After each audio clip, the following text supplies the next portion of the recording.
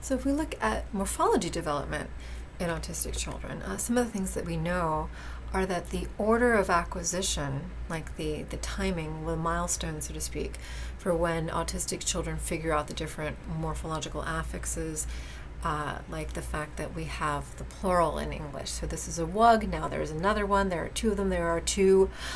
And if you're a typically developing child or an adult of English, you would say wugs, right? That little z on the end is the morphological affix.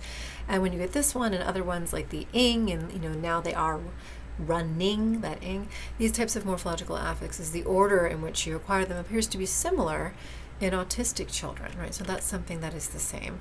And more generally, the development of the rules of morphology seems to be similar in both autistic spectrum disorder and typically developing children.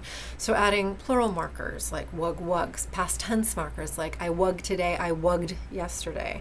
Recognizing that the ing signals the fact that an event is ongoing, which is the imperfective aspect. So I am wugging, tells me that the wug is happening right now, as opposed to I wugged, right? Actually, we can do with I was wugging. So, right, do you know if the wugging event completed? No.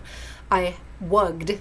Well, then it seems like it did complete. So that ing signals the imperfective, the incomplete aspect, while the ed also of I wugged also signals the completion in English, the perfective aspect. So all of these associations, the development of the specific rules, seems to be very similar in autistic children and typically developing children. So this morphology, the system of that, does not appear to be affected by the fact that the child is autistic.